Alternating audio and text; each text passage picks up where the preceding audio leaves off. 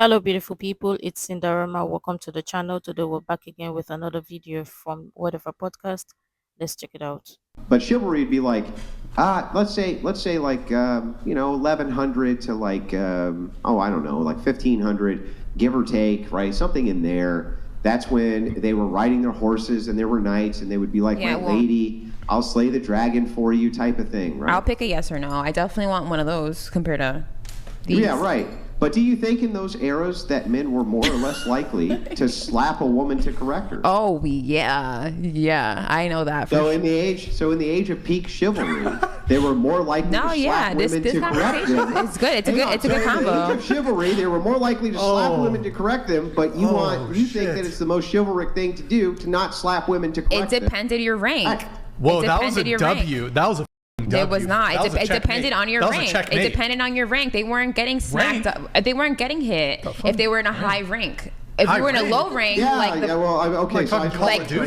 duchesses and stuff like that, there's rank. There was rankings. Or if you were in a court, if you were in a court, like your social status at the time. Yeah, you guys never watched Reign? Like a madame. I'm sorry, you think that kings? I'm sorry, you think that kings didn't slap queens?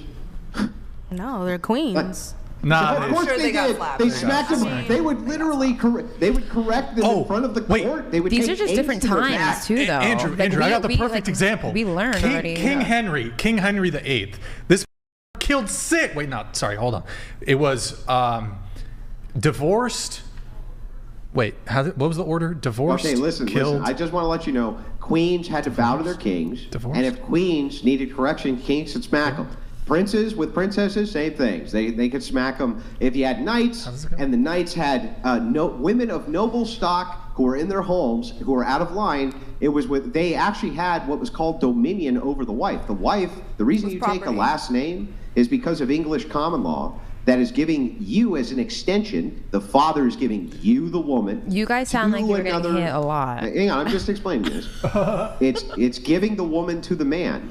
And now you have the man's last name. You're now part of his house. You became part of his property. Do you think it was more or less likely in those times for a man to be like, "Oh, you're out of line"? Which one? In the most chivalric time ever? I think the term was like coined then, but I don't think that it's necessarily how. Like, it's more chivalrous now, but it was just a term that was coined then. Really quick. It's more chivalrous now? Men are more chivalrous? I got to pull this up. What the hell do we need feminism for? If we have maximum chivalry, what do we need feminism for? There was no Captain Save-A-Hose back in the day. Wait, at least they gave you a house and like a horse and protected. They didn't give it to you. You were part of their property. Wait, one sec, guys. I got to pull this up. Okay, so King Henry VIII. Look at this. Giga Chad. So he lived 1491 to 1547, and so he had 6 different wives, 6 different queens. Divorced the first one, beheaded the second, the third one died, divorced the fourth, beheaded the fifth, and then the sixth, she survived. He beheaded 2 of his wives. Beheaded, not just smacked around. Beheaded, son. Beheaded. Yeah, and he could. Beheaded. Anne Boleyn. Whoosh, beheaded. By the way, Ryan, now pull up the date for the chivalric code. Chivalric code. Chivalric code. No, right. Yeah. By the way, pull up the article really quick though. Pull up the article scroll down. Go to marriages. This is a whole different time period. I don't think a whole different time period. Click marriages. Okay, damn. Catherine, babe. Scroll down. Keep going. Let's see the other ladies. Boom. Anne Boleyn. Babe status. What? He beheaded her though.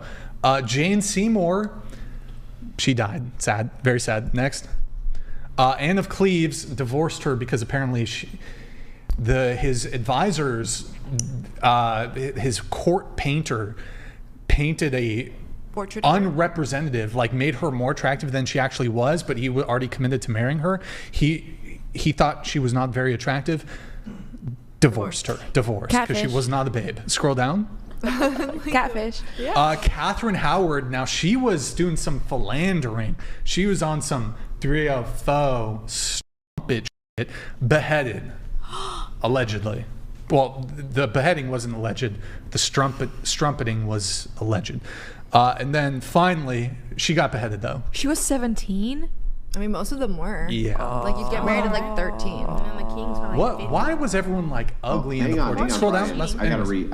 Just real quick. Go ahead. Well, not like anybody's saying what happened in the past in terms of men and women in marriages was majority of it was a good thing or many women deserve it. But at the same time, as at that time, many women knew their places and respected or stayed in their places. Not like women back there, lots of the time weren't stubborn. We still get some of them that were stubborn and all of that. And there are some men as at then who are domineering and all of that. But at the same time, many women know or knew that if they were married, they know their role and they're gonna do their role. But now modern women, they are of the opinion now that women should be given choices and all of that, and they want to compete to be men and expect men to treat them like princesses. No, if you say somebody is your equal, then you don't deserve special treatment. You don't deserve princess treatment. That means it's going to be treated, or you're going to be treated as equal. And the issue here is many women or many modern women want to pick and choose the kind of treatment they deserve. And some of them want to use it as sign of revenge to pay men back for what used to happen back in the day. But again, remember, if you as a woman or as a modern feminist or whatever you go by, you say you are strong and independent and you you see yourself as equal, then you shouldn't be expecting the man to be giving you to be treating you like he would treat somebody who doesn't see him as equal. Does that make sense? You can find this in this fine book called Occult Feminism. There's a chapter here on chivalry. This will be very quick. I promise I won't waste very much time. Here's the code of chivalry. Thou shalt believe all that the church teaches, and thou shalt observe all its directions. Thou shalt defend the church. Thou shalt respect all weakness, and thou shalt constitute thyself as a defender of them. Thou shalt love the country in which thou was born. Thou shalt not recoil before thine enemy. Thou shalt make war against the infidel without concession and without mercy. Thou shalt perform scrupulous thy feudal duties, and they be not contrary to the laws of God. Thou shalt never lie. Thou shalt remain faithful to thy pledged word. Thou shalt be generous. Thou shalt be everywhere and always be the champion of the right and good against injustice and evil. Did you see anything? Now, that all sounds great. That all sounds fantastic.